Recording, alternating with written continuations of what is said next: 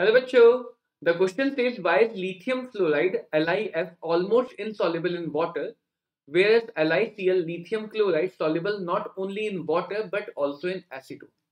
तो बेटा अब हमें solubility के बारे में डिस्कशन करना है lithium fluoride and lithium chloride की. तो if we talk about solubility, तो कोई भी ionic molecules dissolve हो पाएगा जब उसके हाइड्रेशन से निकलने वाली एनर्जी यानी कि हाइड्रेशन एनर्जी का अमाउंट उसके लैटिस को ब्रेक करने वाली एनर्जी यानी कि लैटिस एनर्जी से ज्यादा हो.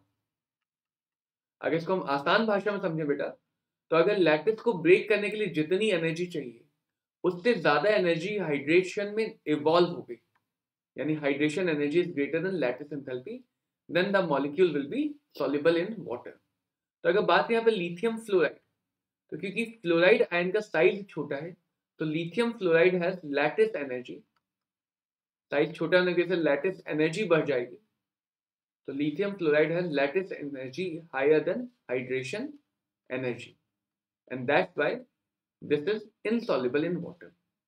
This is insoluble in water. But बेटा जब क्लोरीन की जगह यहाँ पे क्लोरीन आ जाएगा, if there is chlorine instead of chlorine, यानी कि हमारे पास लिथियम क्लोराइड है तो क्लोरीन का साइज बड़ा है, एंड बड़े साइज की वजह से क्लोरीन के इसमें लैटिस एनर्जी घट जाएगी. जब आयन का साइज बढ़ेगा तो लैटिस की एनर्जी घट जाएगी और this lattice energy becomes less than, actually it becomes quite less than hydration energy.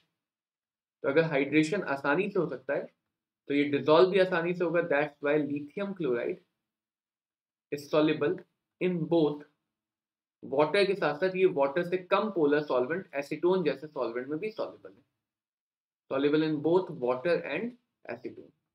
So the main reason for difference in solubility is small size of fluorine as compared to bigger size of chlorine. So this small size of fluorine create the difference in lattice and hydration energy, and this rises the concept of insolubility in water. Hope बेटा आपको ये question अच्छे से समझ में आया हो. All the very best.